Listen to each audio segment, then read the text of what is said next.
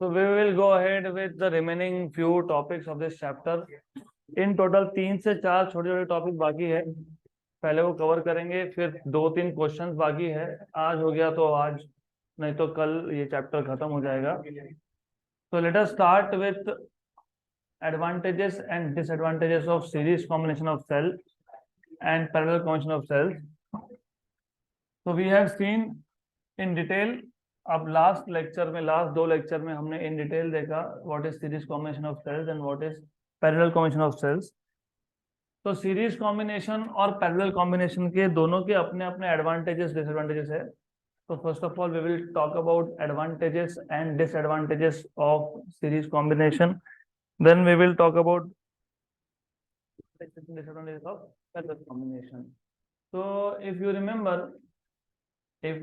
remember series combination में क्या था? सीरीज कॉम्बिनेशन में एक सेल का नेगेटिव टर्मिनल अगले सेल के पॉजिटिव के साथ कनेक्टेड था।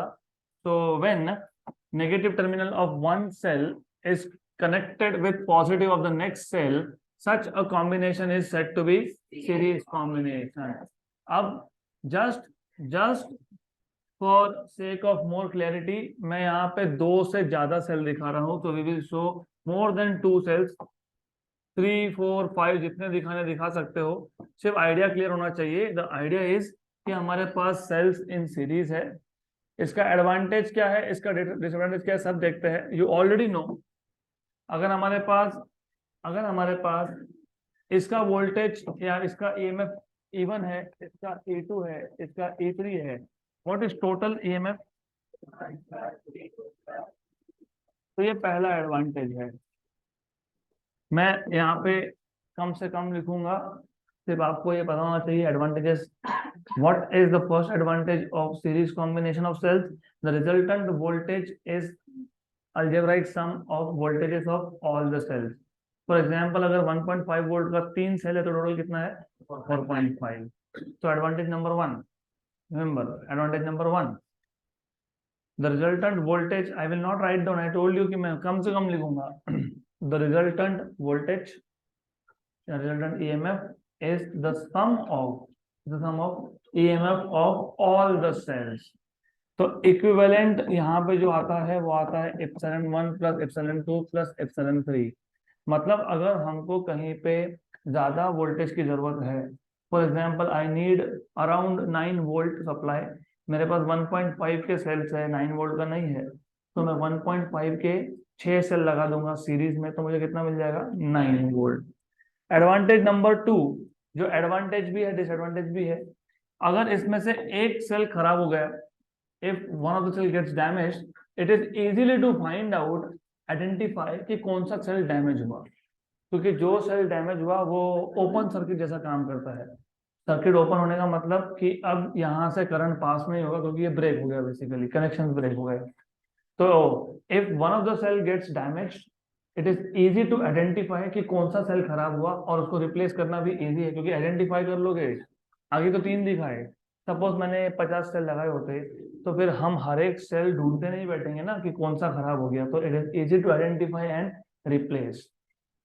ये एडवांटेज भी है, ये डिसएडवांटेज भी है, क्योंकि अगर एक भी सेल खराब हुआ तो सर्किट विल ब्रेक ओपन, मतलब अगर एक भी सेल खराब हुआ तो ये सर्किट काम नहीं करेगा।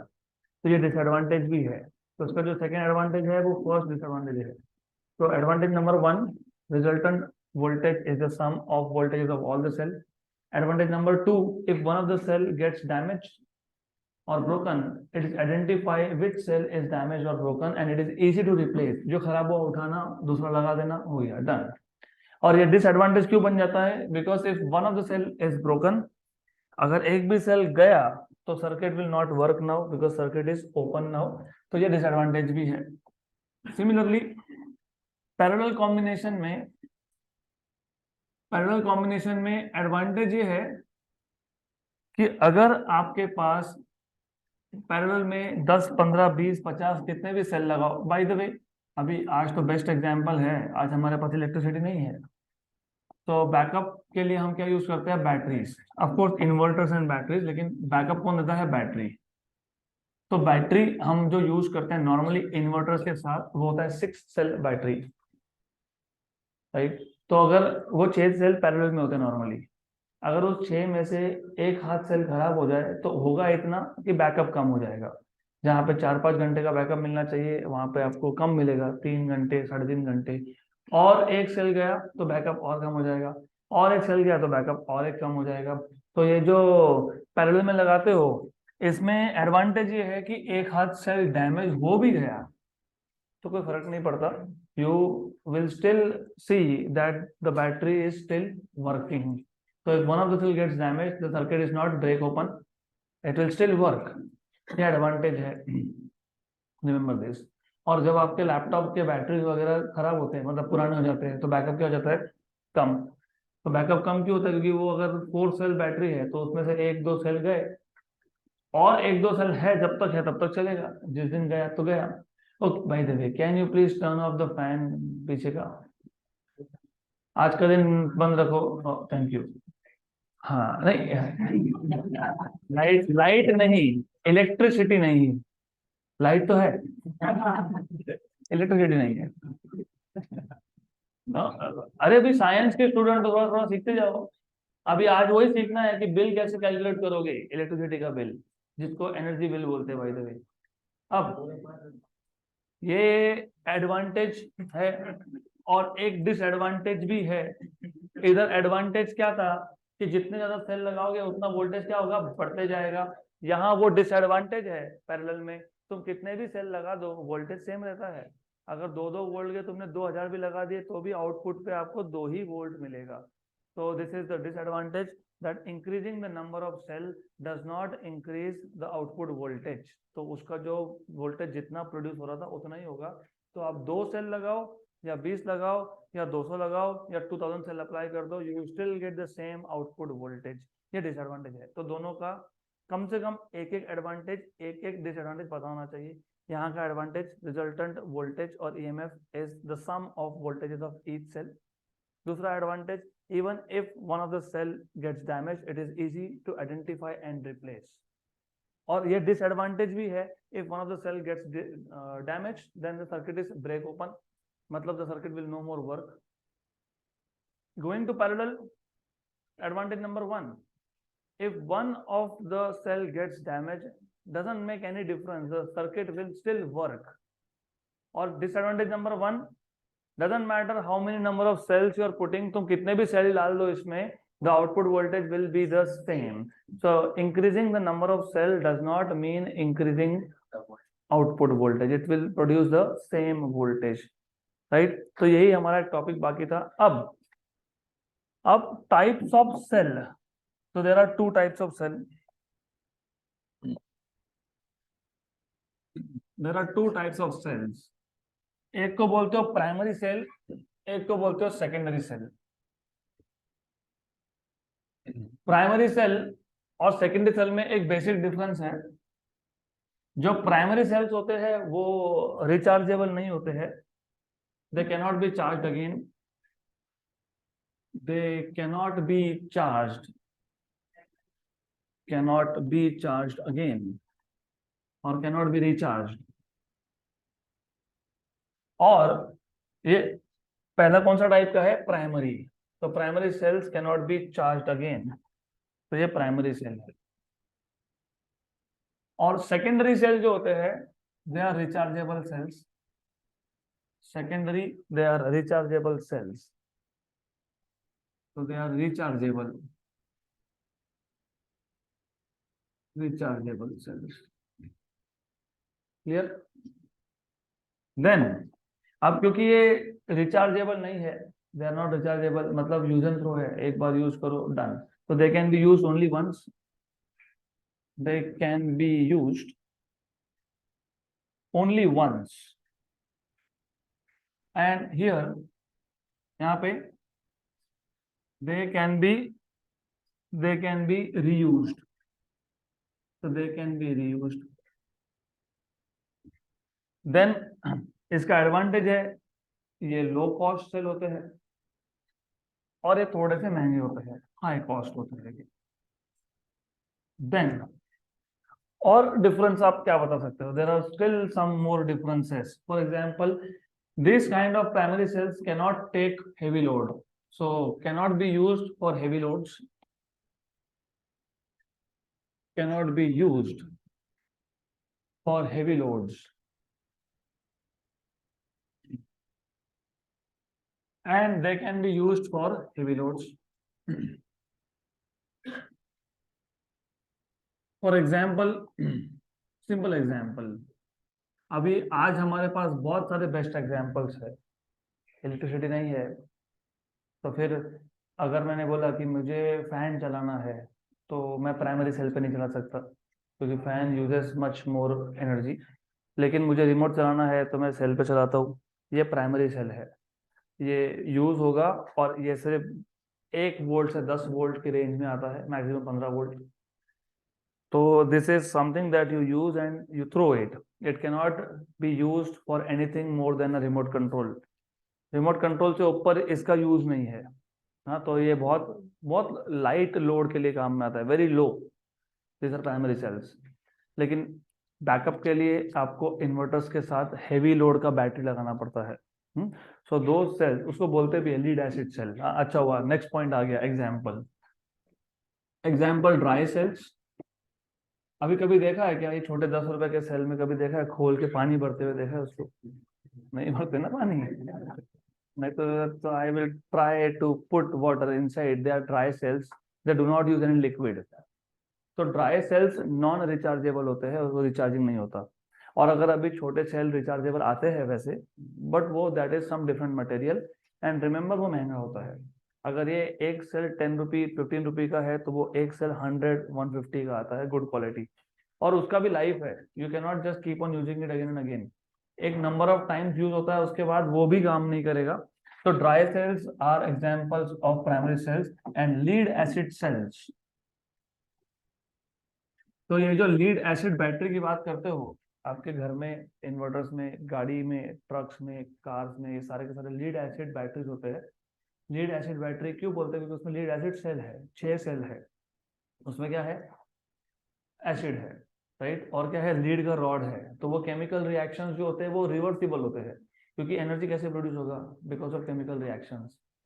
तो in case of secondary cells, जो केमिकल रिएक्शन होता है वो रिवर्सिबल होता है, तो केमिकल रिएक्शंस और रिवर्सिबल, अगर रिवर्सिबल होगा नहीं तो एनर्जी वापस जनरेट करेगा ही नहीं, तो वो ड्राई सेल जैसा हो जाएगा, प्राइमरी जैसा, एक बार यूज करो done.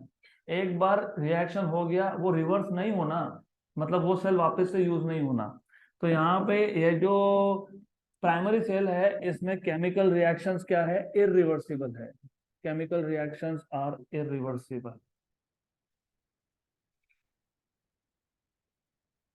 So these are some of the differences between primary cell and secondary cell. तो सिर्फ इतना ही पता होना चाहिए। Types of cells, 2 types of cell, primary, secondary. Primary cells are not non-rechargeable and they are rechargeable. This one they can be used only once, they can be repeatedly used.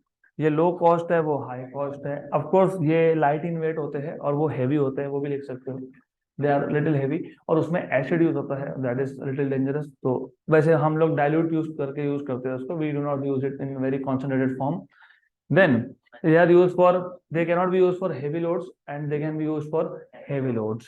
They are examples, dry cell, they are lead acid cell, ये examples है, these two are examples.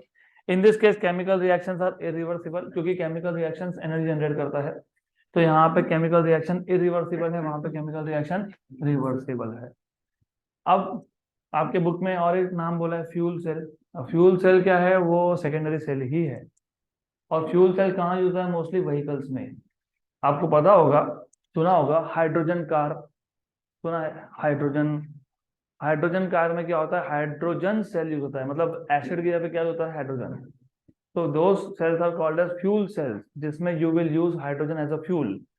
तो उसमें acid की जगह पे क्या use करते हो? फ्यूल। और उसके एग्जॉस्ट से, जिसको आप नॉर्मल भाषा में साइलेंसर बोलते हो, वो साइलेंसर नहीं होता है गाड़ी का, एग्जॉस्ट मतलब जहां से गैसेस बाहर निकलते हैं। तो आपकी गाड़ी में एक एग्जॉस्ट होता है, right, which becomes hot basically.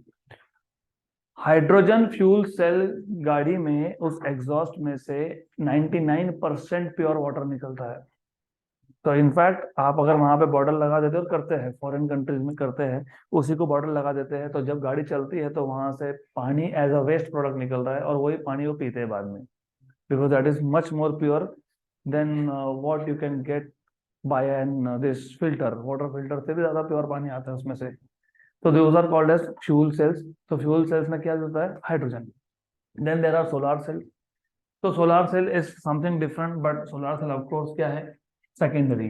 क्यों? क्योंकि उसको बार बार यूज करते हो ना, it keeps on converting light into energy. Clear यहाँ तक?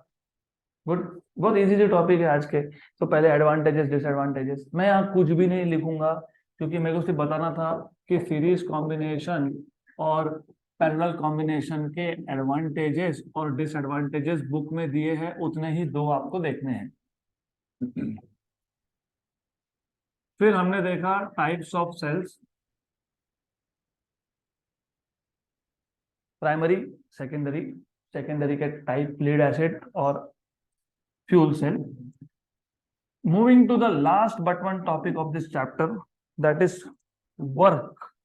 अभी इसको आपके न्यू सिलेबस में टॉपिक का नाम क्या दिया है मुझे चेक करना पड़ेगा, but what ever it is, electric energy and power. Electric energy and power, उसको ही मैं बोलने वाला हूं work done by electric current. What is work done? Energy. तो अच्छे से समझ लो, बहुत सिंपल टॉपिक है ये। Work done by electric current, बड़बड़ बिल्कुल नहीं, एक्सट्रीमली सिंपल टॉपिक। आपके टेक्स्ट बुक में जो दिया है वो थोड़ा डिफिकल्ट करके दिया है, उसको सिंपल बनाएंगे अब। तो what do you know is, हमको ऑलरेडी क्या पता है, कंडक्टर में इलेक्ट्रॉन्स होते हैं, इलेक्ट्रॉन्स रैंडम मोशन में होते हैं। जैसे ही आपने सेल कनेक्ट किया, तो electron start moving from negative terminal of the battery towards positive through external conductor. ये हमने जब इलेक्ट्रोमोटिव फोर्स डिफाइन किया था, तब मैंने आपको बताया था, whenever you connect a cell, I am not drawing diagram because you have to imagine. जैसे ही सेल कनेक्ट किया, तो सेल के नेगेटिव टर्मिनल से एक्सटर्नल कंडक्टर के थ्रू इलेक्ट्रॉन्स कहाँ आ गए, and this is equivalent to flow of positive charge from positive to negative terminal. And अगर हमको इस फ्लो को मेंटेन करना है, तो हमको क्या कनेक्ट करना था? सेल। हमको वर्क डन करना है, राइट? क्यों ऐसा? क्योंकि वहां पे क्या है? रेजिस्टेंस है। कहाँ पे? कंडक्टर के अंदर। रेजिस्टेंस क्यों है? Because of collision. किसका कोलिजन? इलेक्ट्रॉन्स का आयन के साथ। तो to maintain the flow of charges, मतलब to maintain the flow of current, work needs to be done to overcome this resistance. और ये जो वर्क हम करते हैं, this is nothing but energy of the circuit. और ये एनर्जी एक और काम करता है, because work is energy which can neither be created nor be destroyed. तो ये जो वर्क हमने किया मतलब सेल ने किया, तो वो क्या कर रहा है? वो कोलिजन कर रहा है। कौन? इलेक्ट्रॉन। क्योंकि मैं अगर सेल निकाल लेता, तो कोलिजन होता क्या? नहीं होता। सेल लगाने के बाद क्या हुआ? रेजिस्टेंस ओवरकम हुआ, मतलब क्या हुआ? कोलिजन हुए। Collision leads to generation of heat. तो यही वर्क क्या प्रोड्यूस करता है? हीट प्रोड्यूस करता है, याद रखना। This work produces heat in the circuit. अब एक क्वेश्चन आएगा उस पर, हीट प्रोड्यूस, इसलिए मैं वो क्वेश्चन आखिरी में रखता हूँ। Heating element connected to 230 volt draws a current of 5 ampere, determine the amount of heat dissipated in 1 hour। तो ये क्वेश्चन जानबूझ के आखिरी में रखा जाता है, because you have to know कि हीट कहाँ से हुआ। वापस एक बार कनेक्ट करो, मैं भी डायग्राम ड्रॉ करूंगा।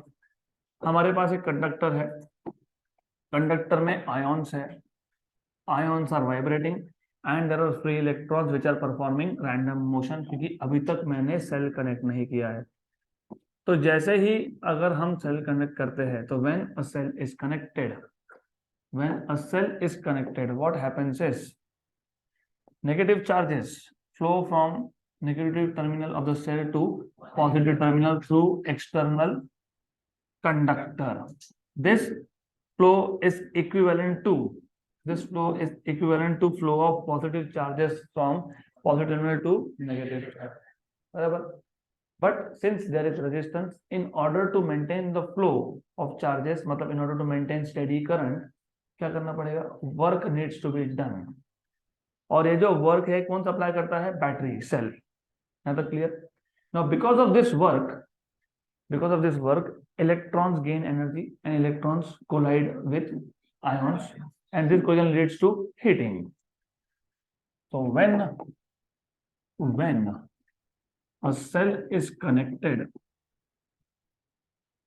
to a conductor,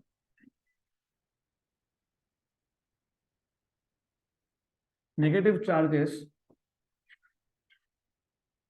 मतलब electrons flow from negative terminal to कहाँ जाते हैं, positive terminal of the cell through external conductor. Since there is resistance, क्योंकि रेजिस्टेंस है तो रेजिस्टेंस को ओवरकम करना पड़ेगा, उसमें क्या होता है, वर्क डन होता है. So since there is resistance, मैंने यहाँ पे ऐसा लिखा ही नहीं, this is equivalent to flow of positive charges. ठीक है, अब हमको पता है कंडक्टर है, इलेक्ट्रॉन से फ्लो होता है, that is why I am skipping that part. इतना ही तुमको लिखना है, बताना है, क्योंकि यहाँ पे सेल लगा दिया तो इलेक्ट्रॉन्स फ्लो हुए एक्सटर्नल कंडक्टर के थ्रू नेगेटिव से पॉजिटिव तक, क्योंकि रेजिस्टेंस है. Since there is resistance, work needs to be done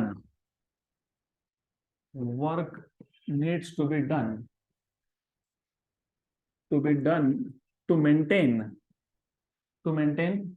किसको मेंटेन करना है, to maintain flow of charges.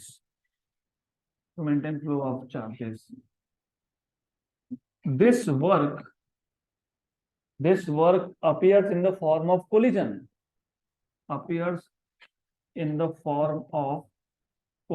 किसका collision, electrons का, collisions between electrons and ions, of course positive ions, which leads to heat. Very good. Which leads to generation of heat. तो इतना पता होना चाहिए. और वर्क डन क्या है, एनर्जी है. तो therefore this work is also equal to electric energy, और this work is given by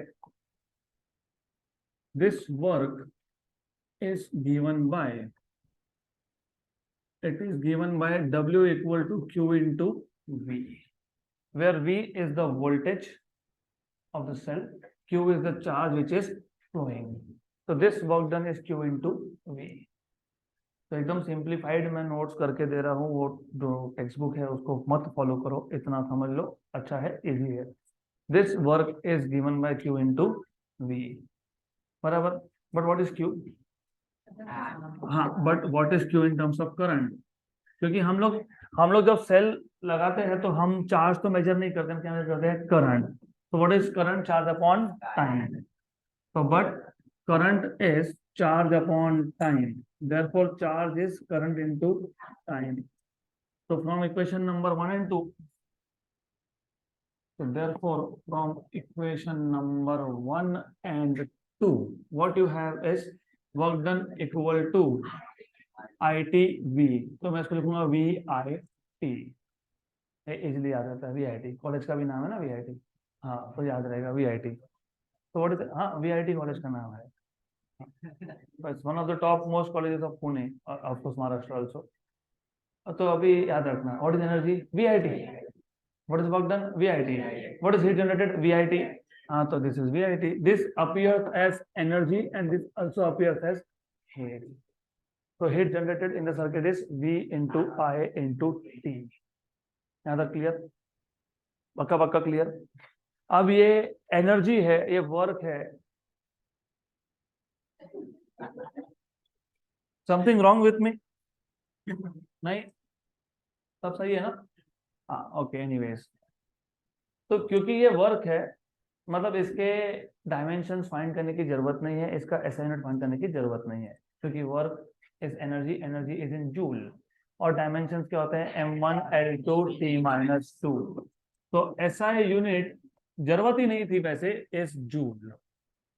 हाँ ये आ गया आपके पास इक्वेशन। अभी इतना ही इक्वेशन आपको बताना चाहिए, मैंने इतना ही मैं बताऊंगा, ठीक है। That's it, this is what you need to know. सिर्फ इसके अलग अलग फॉर्म्स भी होते हैं कभी कभी, क्योंकि देखो अभी अगर आपको पूछ लिया, अभी आगे पूछा ही है वैसे, what is the heat generated, क्या क्या दिया है, वोल्टेज और करंट, तो कौन सा फॉर्मूला लगेगा, VIT, हो गया क्वेश्चन खत्म। लेकिन कभी कभी आपको I दिया नहीं होता, आपको R दिया होता है, कभी कभी आपको V दिया नहीं होता, I और R दिया है, तो you know what is ohm's law, V equal to I। Therefore this equation of heat, ये VIT है, उसमें V क्या है, IR है, तो IR into I into T, तो क्या बन गया, I²RT। इसको I²R लॉस भी बोलते हैं, क्यों लॉस, तो अब दैट इज रीजन।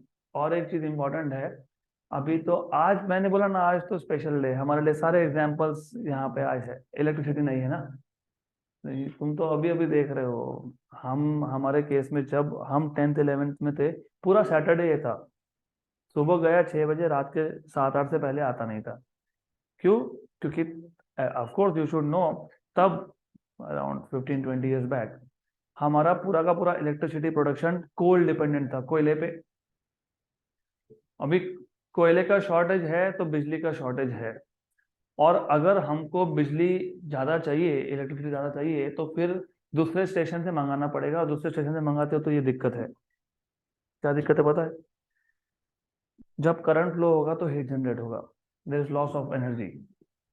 तो ज्यादा दूर इलेक्ट्रिसिटी प्रोड्यूस हुआ तो उसको ट्रांसपोर्ट नहीं कर सकते हो, क्योंकि लॉस हो जाता है, बहुत सारा लॉस हो जाता है, उसको क्या बोलते हो, I²R लॉस।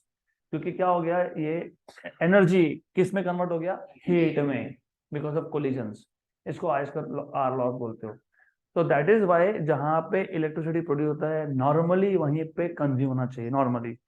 तो अब प्रॉब्लम नहीं है हमको इतना ज्यादा, क्यों नहीं है, क्योंकि उसके बाद बहुत सारे डेवलपमेंट्स हुए, विंड मिल आया नियर 50 किलोमीटर फ्रॉम हियर, बहुत बड़ा विंड मिल है हमारे पास अब। उसके बाद उससे ही पास में सोलार भी आया, which is one of the Asia's biggest solar project, right, बहुत आई थिंक फ्यू मेगावाट्स का प्रोडक्शन है। उसके बाद हमारे रीजन में जो अब तक ड्रॉट प्रोन था, डैम भी आया, डैम आया तो वहां पे टर्बाइंस के थ्रू भी इलेक्ट्रिसिटी प्रोड्यूस होता है। तो ये सारे फैक्टर्स मिलके अब हमारे यहाँ इलेक्ट्रिसिटी का शॉर्टेज नहीं है, क्योंकि you have different ways, coal, turbines, windmill, solar. तो अब हमारे पास एम्पल ऑफ इलेक्ट्रिसिटी है, in fact now we are power surplus, हम सप्लाई करते हैं बाहर। तो you must remember now as a science student, जितना ज्यादा दूर तक भेजोगे उतना दिक्कत है, क्योंकि resistance is directly proportional to length.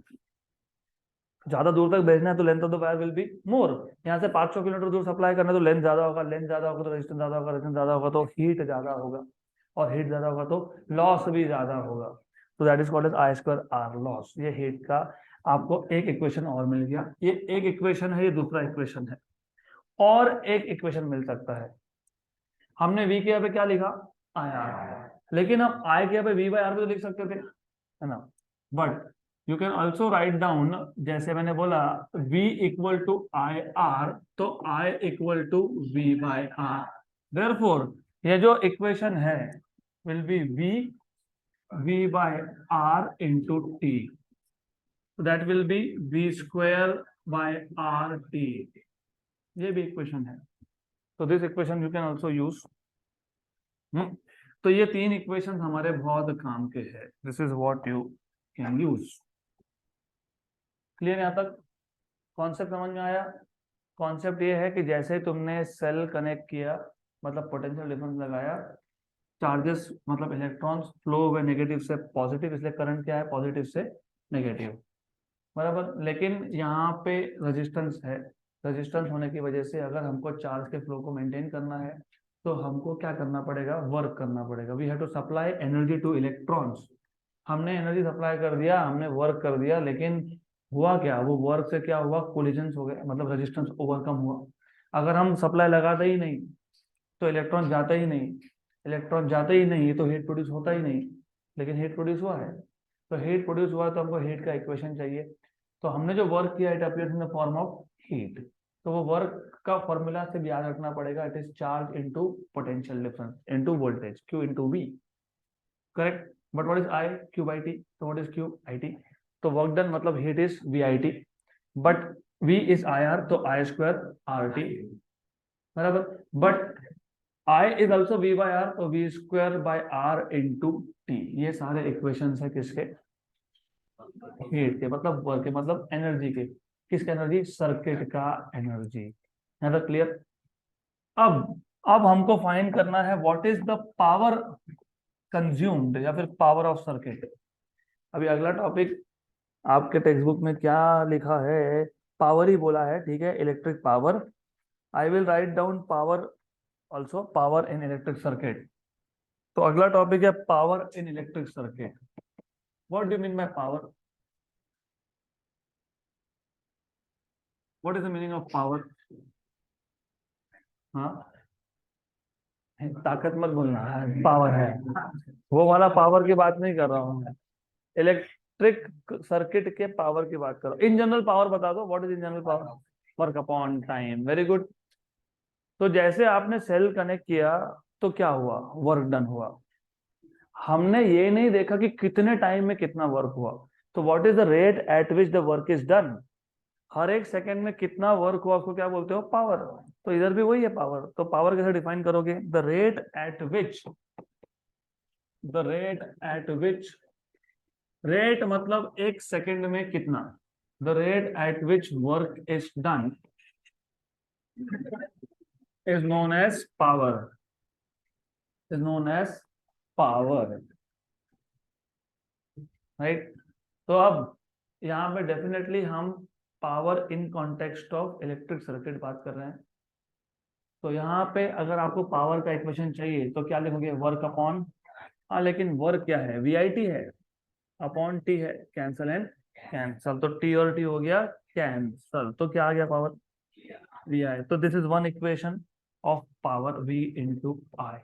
लेकिन V क्या था? IR था, लेकिन V क्या था? IR था। तो पावर क्या आ गया? I square R। और you also know I equal to V by R।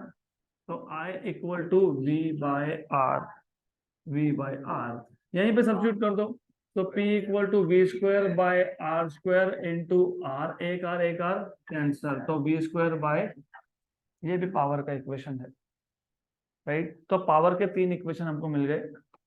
कौन से तीन? P इक्वल टू VI और I स्क्वायर R और V स्क्वायर बाय R, हो गया। SI unit watt, SI unit is watt. Watt कहां से आया तो ये समझ लो। What is power? Work upon time. Power is work upon time, work is joule, time is second. तो वैट या फिर जूल सेकेंड, हाँ जूल पर सेकेंड, तो इट इज वैट और जूल पर सेकेंड। तो फिर अगर आपने ऐसा यूनिट फाइंड कर लिया है तो फिर डायमेंशन भी फाइंड कर लो।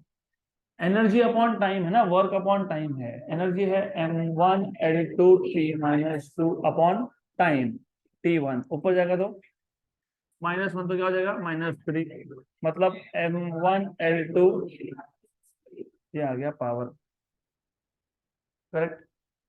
अब इसके दो अलग अलग यूनिट्स है, एक है जूल सेकेंड, एक है वैट। हमको वैट अगर डिफाइन करना है, ये इसको वैट बोलते हैं, वाट नहीं बोलते।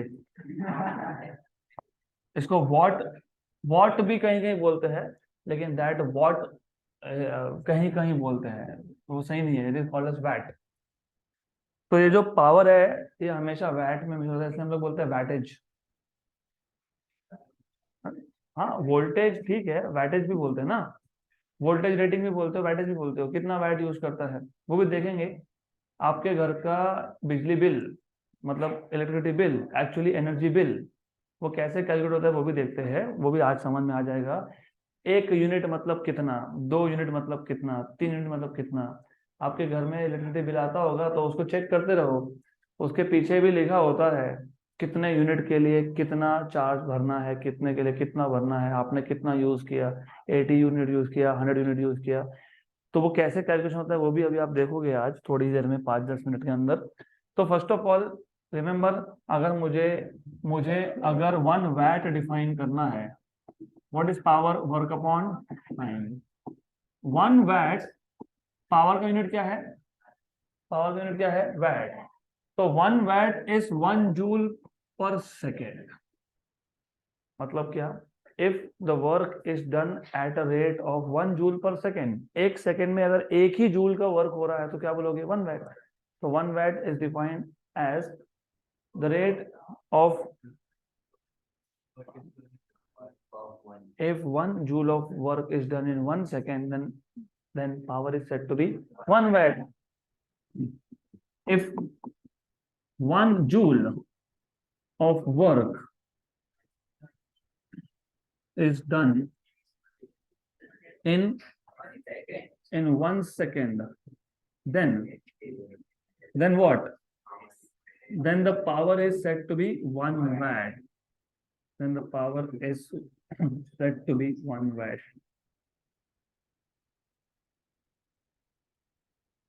क्लियर? अब एक लास्ट टॉपिक, यही टॉपिक है, एनर्जी कंज्यूम्ड और एनर्जी डिसिपेटेड। तो आपके जो घर का बिल आता है वो पावर में नहीं आता है, वो वर्क के टर्म्स में आता है, मतलब एनर्जी के टर्म में आता है। What is energy? Work. Power is not energy, power is energy upon time. Power is energy upon time. Power is energy upon time. तो अगली बार से अभी याद रखो, इलेक्ट्रिसिटी बिल को आप एनर्जी बिल बोलना चालू कर दो, क्योंकि याद रहेगा, आपको समझ में आएगा कि हम लोग यहाँ पे बात कर रहे हैं एनर्जी कंज्यूम की, हम कितना एनर्जी यूज करते हैं। डेफिनेटली ज्यादा एनर्जी यूज करोगे तो बिल भी ज्यादा आएगा। तो यहाँ पे energy consumed is nothing but the amount of work is done in overcoming the resistance of appliances. जैसे फॉर एग्जांपल मेरे घर में मिक्सर है, मिक्सर का एक सर्किट है, सर्किट का क्या है? रेजिस्टेंस है। किसी भी एक सर्किट का क्या होता है? रेजिस्टेंस होता है। हमारे घर में टीवी है, टीवी का एक सर्किट है, सर्किट का क्या है? रेजिस्टेंस है। घर में एसी है, एसी का सर्किट है, उसका क्या है? रेजिस्टेंस है। तो रेजिस्टेंस ओवरकम होगा तब करंट पास होगा। जब करंट पास होगा तब जाके वो इंस्ट्रूमेंट चलेगा, अप्लायंस चलेगा। तो घर में अगर कोई भी अप्लायंस यूज करना हो, रेफ्रिजरेटर यूज करना हो आपको, या आपको एसी यूज करना हो, या टीवी यूज करना हो, या मिक्सर ग्राइंडर यूज करना हो, या जो भी यूज करना हो, बराबर, तो वो कब यूज होगा? जब बटन चालू करोगे करंट पास होगा। मतलब क्या हो रहा है? आप जैसे बटन चालू कर रहे हो, करंट पास हो रहा है, मतलब वर्क हो रहा है। किस पे वर्क हो रहा है? चार्जेस पे। वो चार्जेस सर्किट के रेजिस्टेंस को ओवरकम करेंगे। If U turn on the button, AC का जो रेजिस्टेंस है उस वो ओवरकम होगा। ओवरकम कैसे हुआ? वर्क हुआ, बराबर। वर्क मतलब क्या है? एनर्जी है। मतलब क्या यूज हुआ? एनर्जी यूज हुआ। तो जब आप किसी भी सर्किट को, किसी भी अप्लायंस को चालू करते हो, मतलब आप क्या कर रहे हो? उस अप्लायंस के रेजिस्टेंस को क्या कर रहे हो? ओवरकम कर रहे हो। कैसे कर रहे हो? By doing work on the charges. Work करने के लिए हमको क्या चाहिए? सोर्स, जो होता है सेल। यहाँ पे कौन सा सेल है? सप्लाई लाइन है। घर में जो सप्लाई आ रहा है, कौन दे रहा है? इलेक्ट्रिसिटी बोर्ड दे रहा है। मतलब इलेक्ट्रिसिटी बोर्ड आपको क्या सप्लाई कर रहा है? एनर्जी सप्लाई कर रहा है। तो आप कौन सा बिल भर रहे हो? हाँ, एनर्जी बिल भर रहे हो। उसको इलेक्ट्रिसिटी बिल भी बोल सकते हो। उसको सिर्फ लाइट बिल बोलना बंद कर दो। वो लाइट, क्योंकि पहले फैंस नहीं थे तो पहले सिर्फ लाइट जनरेट होता था, तो तब से उसको लाइट बिल बोलते हैं, क्योंकि तब सिर्फ लाइट जनरेट करते थे यूजिंग करंट। अभी हम लोग an number of devices use करते हैं। तो आप जो घर का इलेक्ट्रिसिटी बिल भरते हो, वो क्यों भरते हो? क्योंकि आप एनर्जी खरीद रहे हो। किससे? बोर्ड से। तो अगर आप एनर्जी परचेस कर रहे हो तो बिल किसका भर रहे हो? एनर्जी क्या है? वर्क है। तो फिर एनर्जी कितना यूज हुआ वो फाइंड करने के लिए फॉर्मूला पावर का लगाओगे कि एनर्जी का लगाओगे? एनर्जी का फॉर्मूला क्या है? वीआईटी। हाँ, तो वीआईटी तो कर रहे हो, फिर what you are doing is VIT.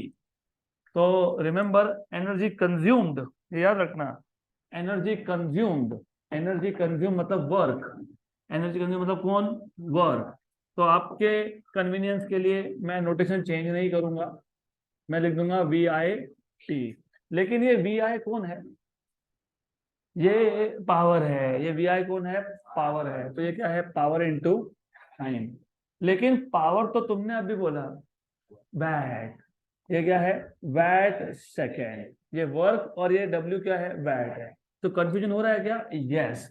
तो वर्क की जगह पे क्या लिखेंगे हम, एनर्जी। तो what is the unit of energy consumed?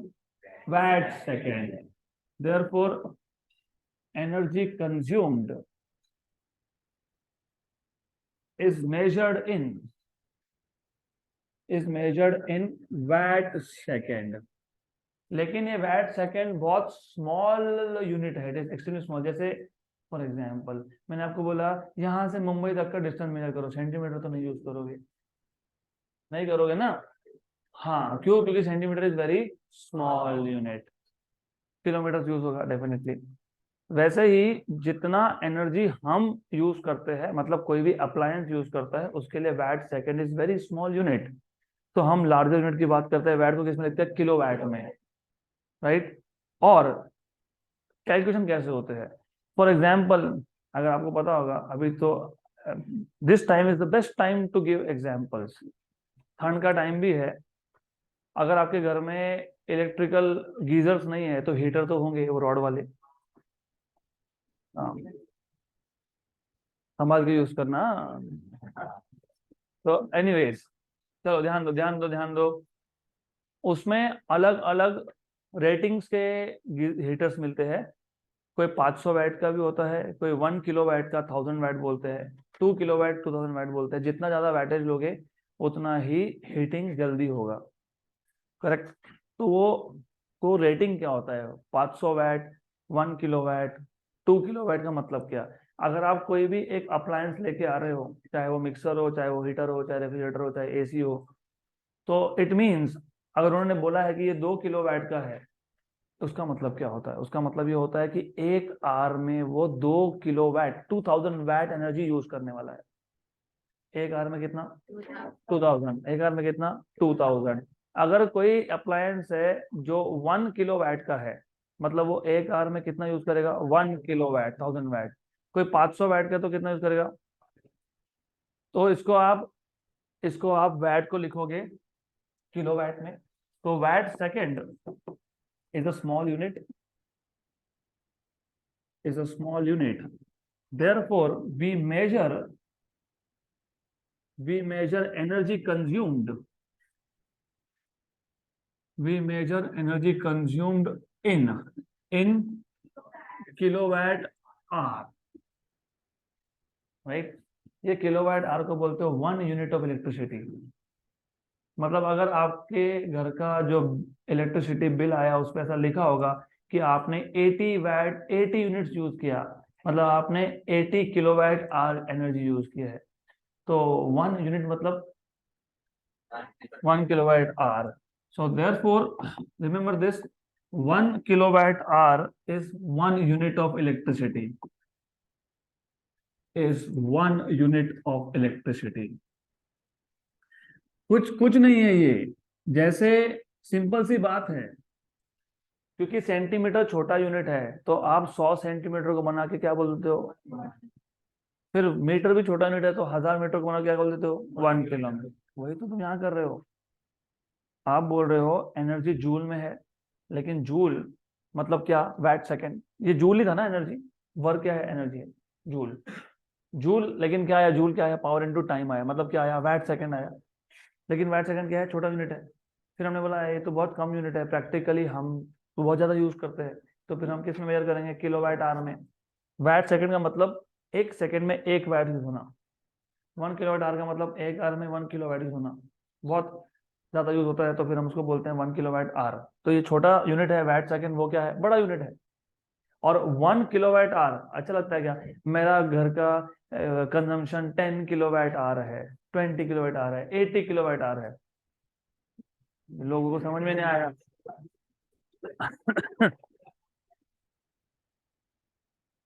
अभी क्योंकि हम लोग साइंस के स्टूडेंट है, तो कम से कम मैं ये वर्ड्स भी यूज कर पा रहा हूँ, वैट, एनर्जी, पावर। सपोज अगर सब किसको यही ऐसा इलेक्ट्रिसिटी बिल बना के दे दिया कि तुमने 100 किलोवाट आवर यूज किया, वो आएंगे बोलेंगे वो 100 यूज किया, वो छोड़ दो, किलोवाट आवर समझाओ मेरे को क्या है। इसके लिए क्या बोलते हैं उसको, यूनिट। 100 यूनिट यूज किया मतलब 100 किलोवाट आवर यूज किया। अब कैलकुलेशन कैसा होता है, लुक, अगर आपके घर का कंजम्पशन 80 हुआ है पूरे महीने में, 80 यूनिट्स, हर एक यूनिट का चार्ज फिक्स होता है। 100 से कम यूज करोगे तो रेसिडेंशियल के लिए 7 या 8 रुपए होता है।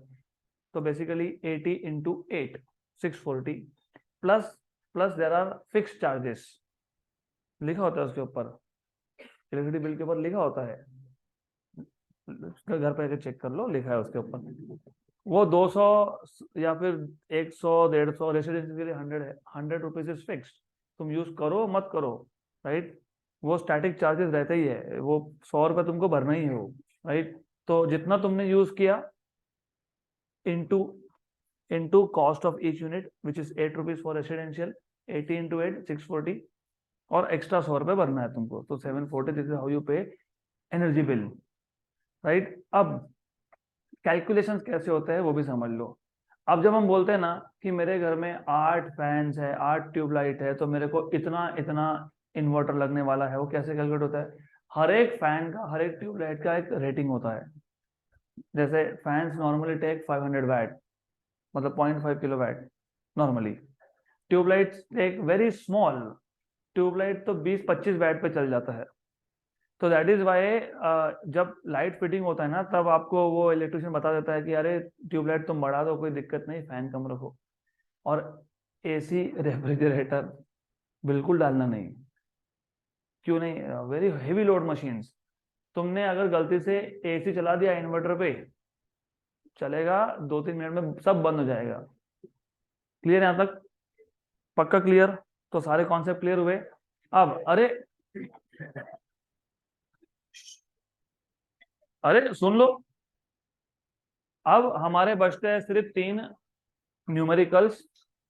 वो तीन न्यूमेरिकल्स वो 3 न्यूमेरिकल्स हम कल खत्म करके इमीडिएटली ग्रेविटेशन स्टार्ट करेंगे। 1 मिनट सुन लो, क्योंकि आज आज एनर्जी का सप्लाई हमको कम मिलने वाला है या नहीं मिलने वाला है, तो वी विल स्टॉप अर्ली।